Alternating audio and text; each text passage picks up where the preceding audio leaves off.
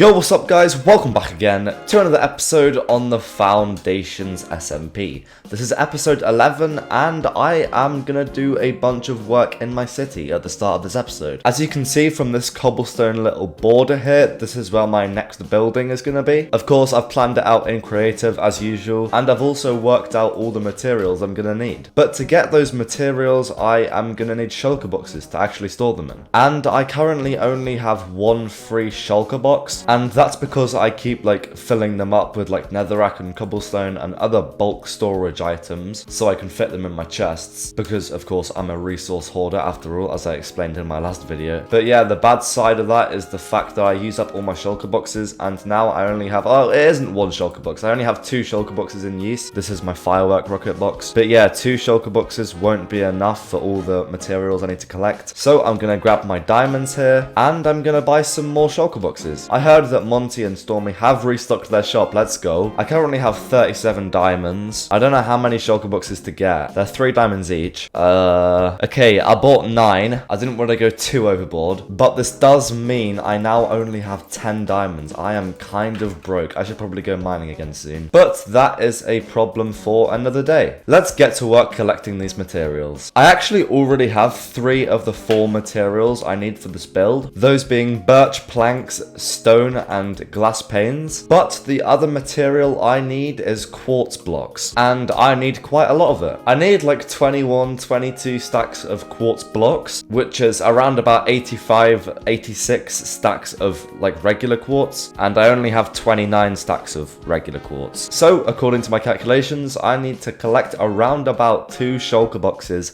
of quartz in the nether. This is gonna take a while. Alright, I have been in the nether for quite a while, a lot longer than I expected, but I've finally gathered all the nether quartz I need. I've gathered the 2 more shulkers I needed. We also got a bunch of netherrack and a bunch of ancient debris, funnily enough. So yeah, I'm pretty happy with this trip, even though it did take a couple hours. I spent some of the trip just in a 2x1 tunnel like this, just strip mining for quartz, and I did that for quite a while. But then I kept finding random people's netherite mines with the TNT and stuff, and there was just loads of quartz exposed in all of these nether tunnels that people blew up for netherite. So yeah, that's how I've got all the quartz. Now I need to make the long journey home, because we are a few thousand blocks out in the nether. There we go, we're finally back. And now we can finally craft all of the nether quartz we have. We actually have so much quartz, it's crazy. This took so long to get. We have over 3 shulker boxes worth, and I'm gonna craft all of it into nether quartz blocks. And now we can build this thing.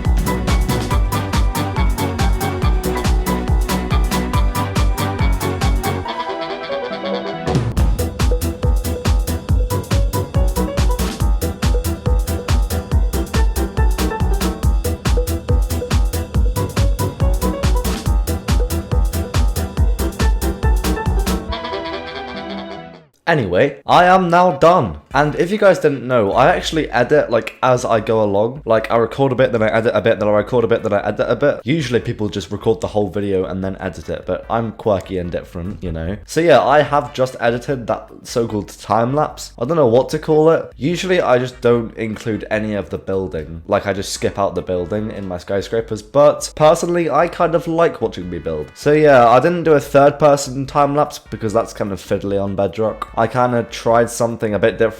I hope you guys liked it. I really like how it came out. If you guys like it as well, then make sure to let me know and I'll do more of them. But yeah, the building is now done. Now, 5 minutes into the video, we can actually start on what we're meant to be doing this episode. You probably saw by the title, but this episode, the main thing I'm going to be doing is building a gold farm, and I've already collected all the materials I need for it. If you're wondering how I got 2.5 stacks of obsidian, I just went to the end portal and mined a bit of one of the towers. It didn't even take that long. But yeah, these are all the materials I need for the gold farm. And if you're wondering why I'm building a gold farm, it's because obviously I need a bunch of gold, and that is because I need it to trade with piglins. Basically, I'm going to be making a piglin bartering farm, and obviously you need a bunch of gold for that, hence why I'm building the gold farm. And the reason I'm going to build a piglin bartering farm is because I want to make like a bartering shop. I'm going to sell all the items I get from that. But the first step before I do all of that is make a gold farm, so I have all the gold I need to trade with the piglins. But yeah, we'll be doing all the piglin bartering stuff probably next episode. For now, we need to find a good location for the gold farm. I'm thinking somewhere over here maybe. There is a pretty huge area here because of all the trees I was chopping here. You know what, I think this is the perfect place. Let me just grab some dirt real quick so I can patch up this cave. Oh, looks like we're gonna have to get a bit more. I should also probably mention that I've only built a gold farm once in my life, and that was literally over 3 years ago. So, you know, it's safe to say that me building a gold farm is slightly out of my comfort zone, you know? I mean, the only real thing I've done in the SMP so far is like start building a city and also just digging out areas both underground and in the nether. That's basically it, along with like chopping loads and loads of trees for my log shop. But yeah, I haven't really built any technical farms yet, and that's because they're not really something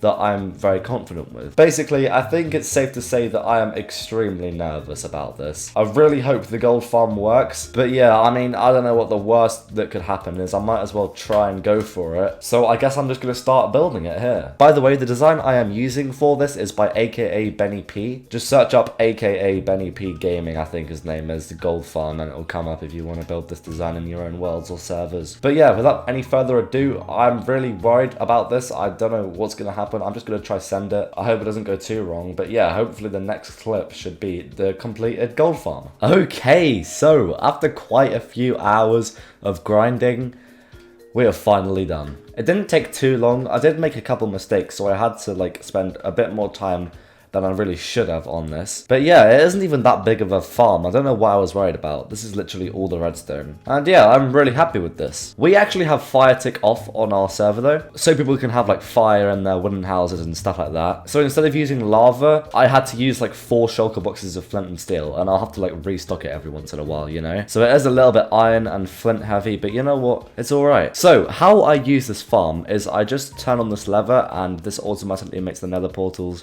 turn on and off really quickly. And as you can see, the pigmen are spawning into the portals. This farm shouldn't really be on for more than 5 minutes though, so what I do, right, is I click this button here, and it's a dropper, and I have some items in it. It doesn't really matter what item in. But yeah, when I click this button, an item shoots out of the dropper, and it goes onto the pressure plate. And what that does is that it extends the piston to this redstone block, and once the 5 minutes is up, because that's when the item will despawn, because items despawn after 5 minutes, once the item despawns, the pressure plate is lifted up and everything is pulled back, and it turns the farm off. So it literally can't be on for more than 5 minutes. It's actually genius. So special thanks to aka Benny P for creating this gold farm. But yeah, the slightly annoying part of this farm is that you actually have to have 2 players online at once. You have to have someone loading these chunks, and you also have to have someone loading the killing chamber in the nether. But that's not a problem. I'll just use my alt account on my phone whenever I want to AFK at the gold farm. But right now I have TC there. So yeah, when we come out of our portal,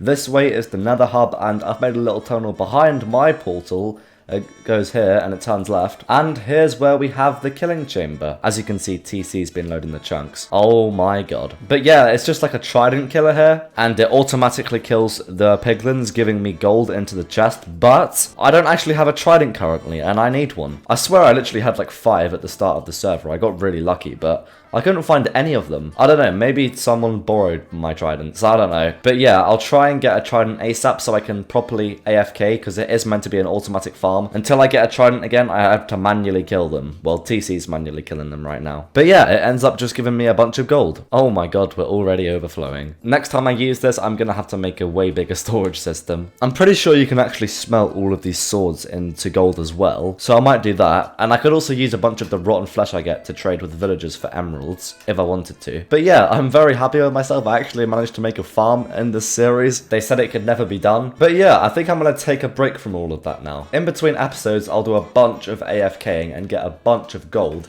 So I'll be ready to make a piglin bartering farm and a piglin bartering shop next episode. But yeah, while I was building that farm, two significant things actually happened. The first one is Britt actually finished off making his guardian farm. It took him like 12 hours to make, so it kind of puts my gold farm to shame. But yeah, this is actually a community farm. I might have already mentioned this in the video, but we can all use it for XP. It is actually the best source of XP in the entire game. It gets you to level 30 in like 30 seconds, which is just mental. But he is actually going to keep all the drops we managed to get because he is going to make a guardian farm drops shop, you know, selling all the crystals and shards and whatnot. So yeah, that's that. And the other thing you might have actually been able to notice, but we have switched from a realm to a server. This is because the realm was actually quite laggy, especially for me because I live in the UK and Brit was hosting the realm in America. And also realms have a limit of 12 render distance, so it was really hard to see stuff. So that's why we switched to a server, and servers actually have a limit of 24 render distance, so I can literally see double the things now, and it's great. I personally love being on a server. I am kind of scared though, because knowing me, I could probably leak the IP by accident. I would just have to be like streaming, and it's literally as easy as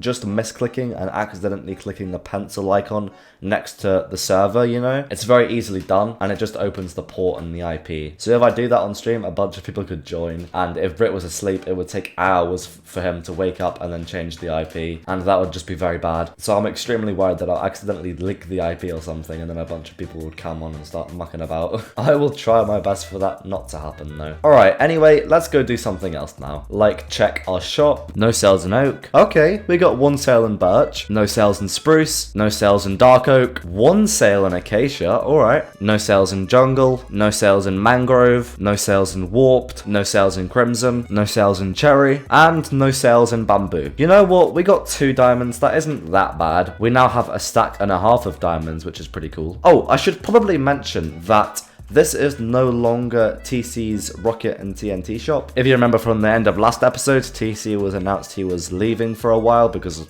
in real life stuff. So Stormy actually bought his gunpowder farm and his shop here. So this is actually Stormy's shop now, as well as this one. So yeah, that's pretty cool, I guess. Actually, while we're here, I'm gonna do some more work placing grass in the shopping district. We did a bunch last episode. It might have been 2 episodes ago, I can't remember. But I still need to place grass all the way around here and all the way around this shop here. So yeah, let's get to work. Okay, it has been a while since the last clip. I've done a bunch of work placing grass in the shopping district here, and I'm going to show you guys in 3, 2, 1.